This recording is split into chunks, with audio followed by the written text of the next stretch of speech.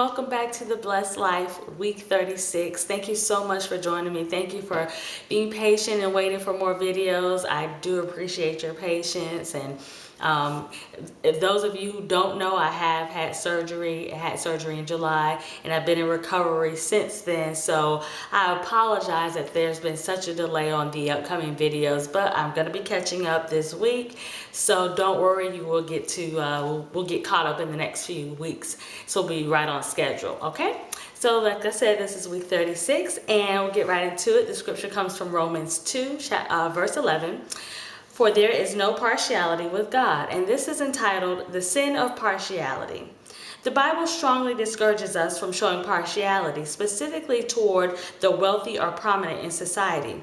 But if you show partiality, you commit sin and are convicted by the law as transgressors. James 2, verse 9.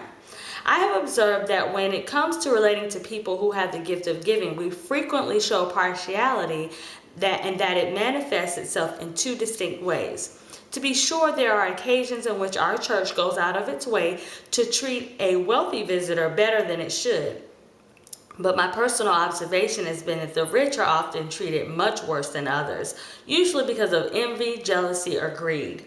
In my experience, people who have exercised the gift of giving faithfully and have been blessed with finances as a result don't really want to be treated any differently than anyone else.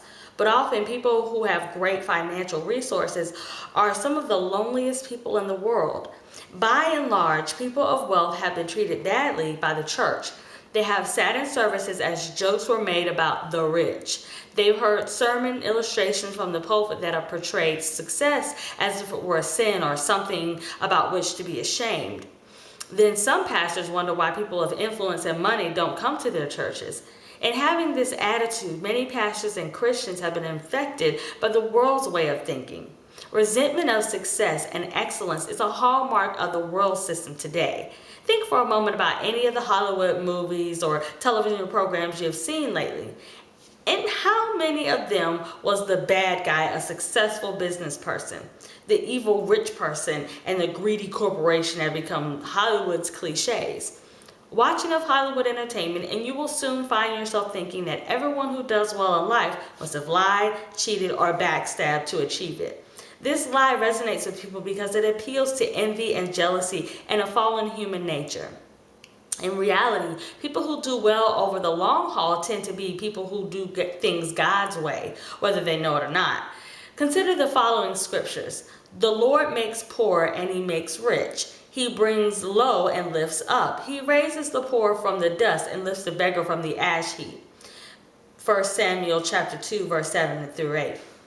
He who has a slack hand becomes poor, but the hand of the diligent makes rich. Proverbs 10, verse 4.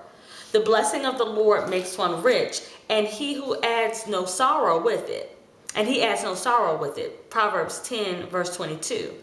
The generous soul will be made rich, and he who waters will also be watered himself. Proverbs 11, 25. According to these scriptures, wealth is a blessing from God and a product of things such as diligence and generosity. So let me ask you, why would we put down someone whom God has blessed? Why would we consider something that came from the hand of God to be evil or shameful? It borders on blasphemy. I suggest we need to change our attitudes about money. We need to examine our hearts and see if we have any prejudices against people who have been blessed financially. Envy and jealousy are rampant in our culture and sadly in our churches. It is possible to have your thinking tainted by the spirit of this age. Abram might not have been welcome in many churches today. Why? Abram was very rich in livestock and silver and in gold, Genesis chapter 13, verse 2. Many of the men in the Bible whom we revere and respect as men of faith were blessed financially by God. They were blessed because they were good stewards and God knew that he could trust them with their wealth. He knew that they would use their resources to bless others and carry out God's purposes. We need to examine our hearts, including our feelings towards those who seem to live extravagantly by our standards. For example, let me tell you about a friend of mine who is very well to do.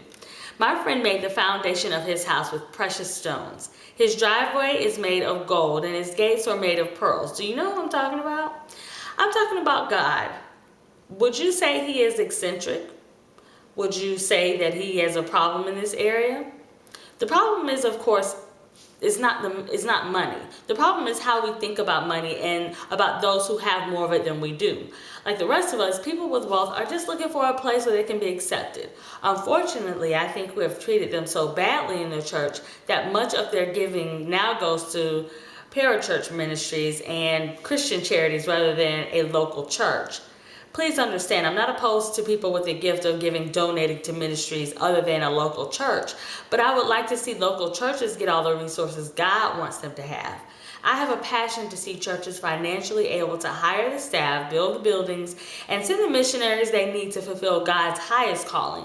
That can only happen as churches quit ignoring or even despising one of the 7 gifts of the Spirit God provides in the body. So, stay tuned for the food for thought.